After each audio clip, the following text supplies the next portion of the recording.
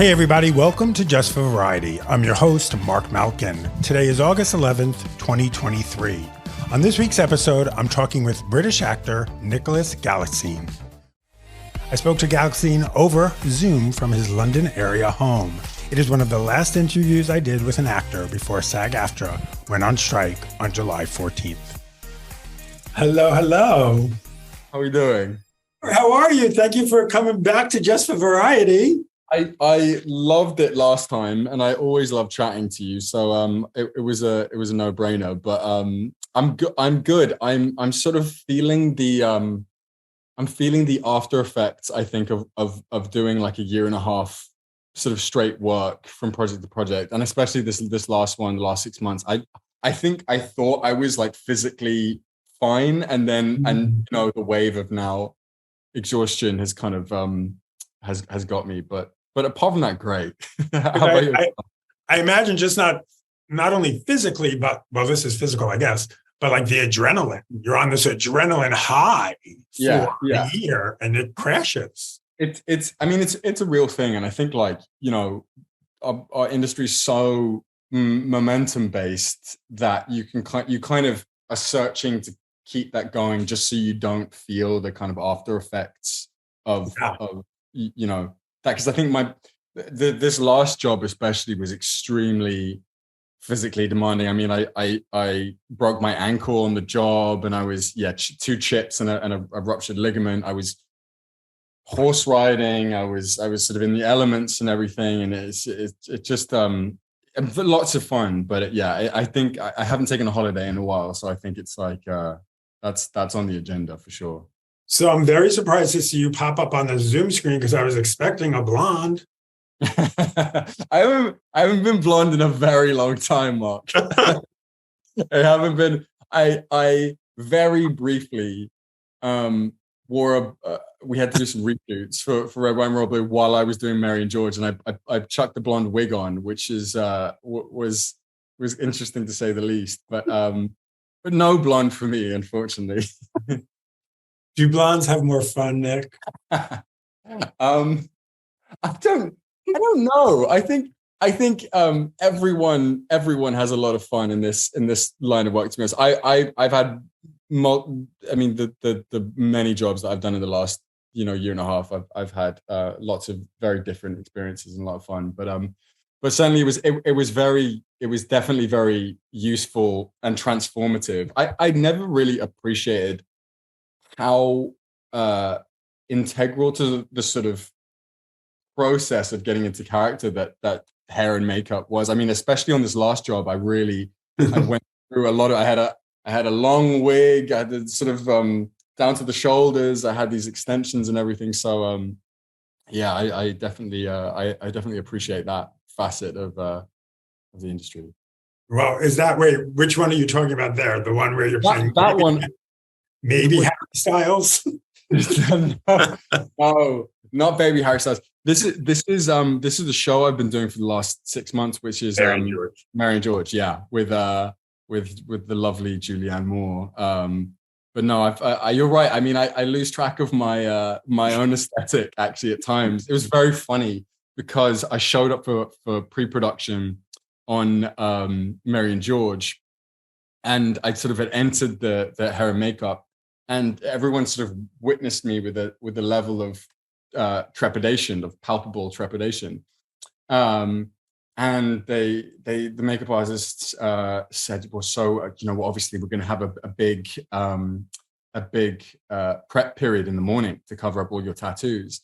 And what they didn't realize is they'd been sent a picture of me from the idea view where my character is covered in tattoos. Amazing. And they weren't actually mine at all. And so they were very, very pleased to understand that it was just one of the many forms I've taken in the last year and a half. But I lose track of my own aesthetic at times. I'm like expecting to see blonde hair in the mirror or a long wig, but it's just a plain boring crew cut these days. Yeah. Literally, when you just said all my tattoos, I'm like, Nick has all these tattoos. I know. It was very fun though. I mean, it's definitely. I'm so non-committal. I think as a person that I don't know if I'd ever be able to do. but it was definitely fun wearing a body of you definitely feel a certain edge when you're walking the street, you know.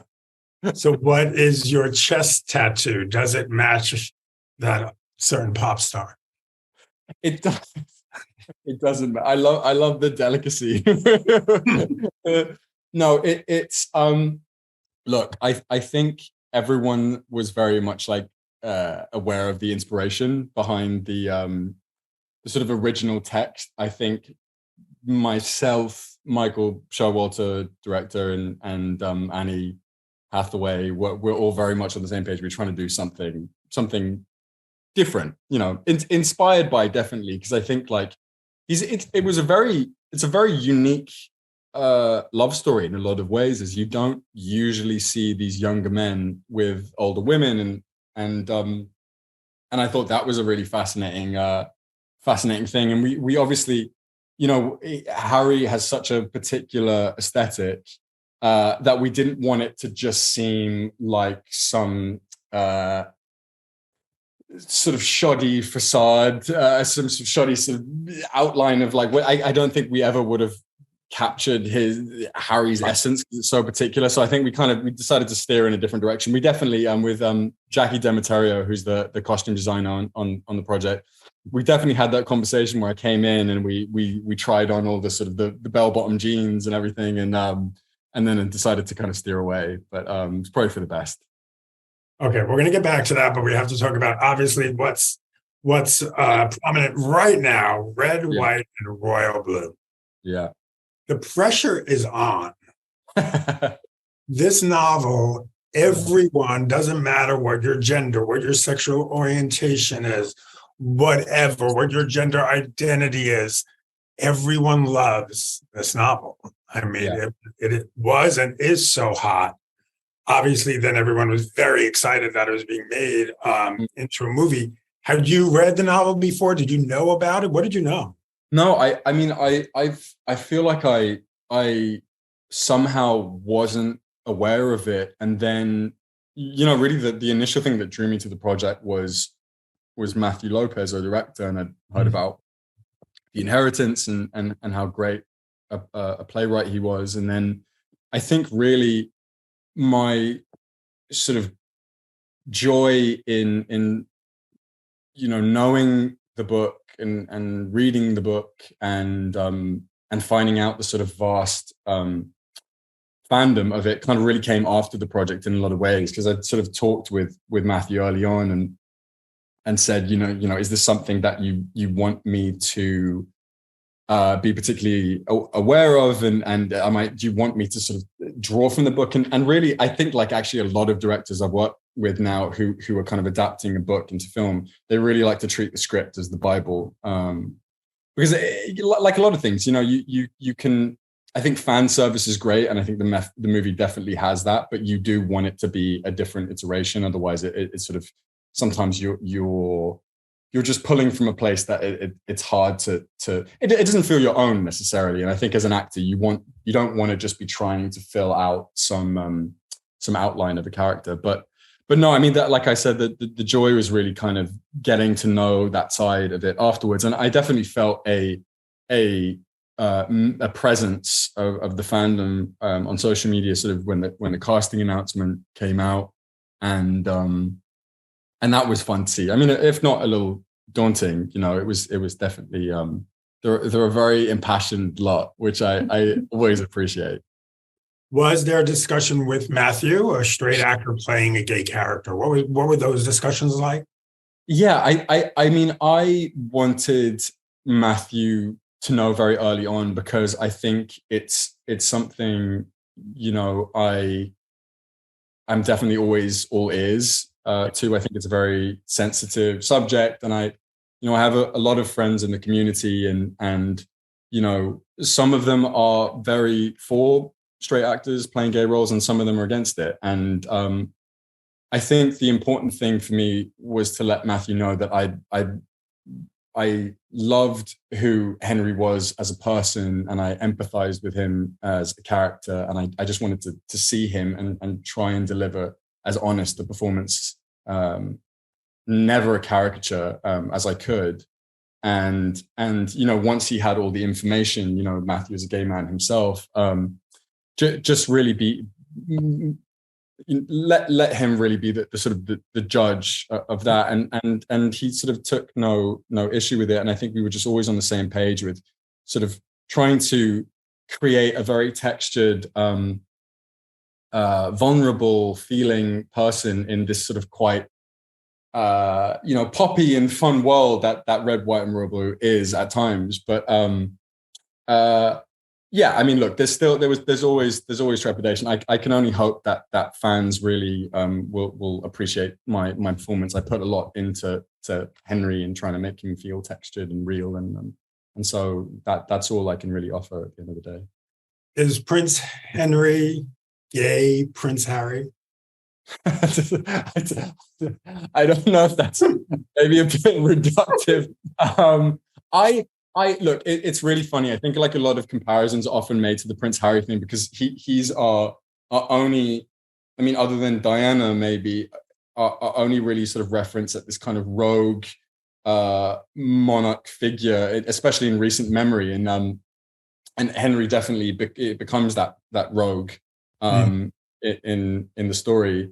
I think it was just always more complex like that. We just wanted to create someone new who felt like they kind of could exist within the sort of the realm of the English monarchy, but the sort of also ever-changing landscape of sexual fluidity and sexual identity in the public eye. We're seeing now more than ever people in the public eye feeling more confidence to come out, and but it remains this traditional cornerstone, and look for English people. I mean, I'm less connected to the royalty in a way because of my European heritage. I'm sort of much more aligned with that than I am with my sort of fairly small Englishness, despite growing up here. But I think we were all on the same page. We kind of wanted to create, something original without drawing too much inspiration. What was your chemistry read like with Taylor? Yeah, Taylor, I mean, immediately Taylor and I knew we were going to be mates. I think we both have a very dry sense of humor. He's very British in the way that he has a mocking sense of humor where he's not afraid to take the piss, as we say, out of someone. And I think, it was a different challenge in a lot of ways because I've done a ton of chemistry tests before in my time. You had to find something really connective there to be able to bounce off of each other. And I think that the charm of Alex and Henry together is that it's kind of like a ping pong match. That it's a lot of back and forth, and Taylor's just he's just a very warm, charismatic guy, which I think is very much who Alex is as well as a person. I mean, Henry's kind of the more broken, feeling, brooding kind of character, and I think Alex needed to be someone who kind of conjured the light in Henry in a lot of ways, and I think we see the character brighten up, when as his relationship with Alex starts to evolve. So it was funny. I mean, it was the first time really that I'd also been on the sort of chemistry side of having been cast first and, reading with a bunch of different actors. And you start to gain an appreciation of the industry and the fact that like some actors came in and were incredible, but, maybe the chemistry was slightly off or just didn't really fit the character. And, he's different maybe in physicality from how Alex was written in the books, but I think his essence was entirely there, and he's really smart, and he got the character, and it was just kind of a no-brainer, really. He was brilliant. So, who are those other actors you read with? I can't tell you. You're very cheeky, but I can't tell you. I tried to keep a straight face. No pun intended.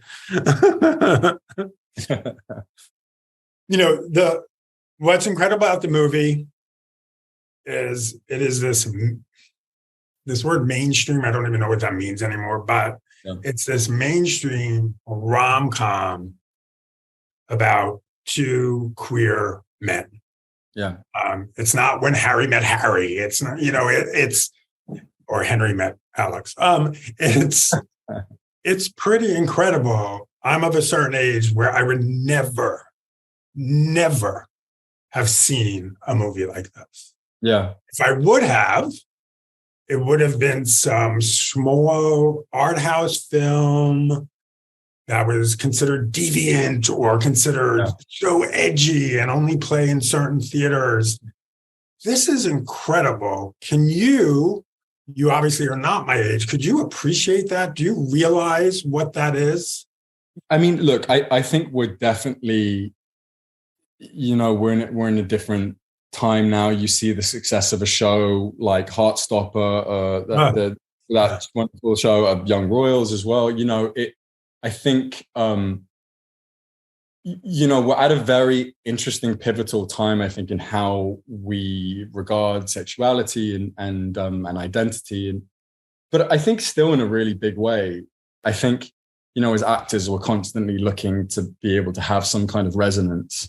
And if that's not, what I'm here to do as an actor, then I don't really know what is, to be honest. And if this movie, it is obviously, like you said, it's very mainstream. It has that poppy feel. It has that kind of pace, I think, of like these kind of older school rom-coms, with obviously its own, its modern day spin. But if that can be important to some people, then like ultimately I've done my job and I'm happy.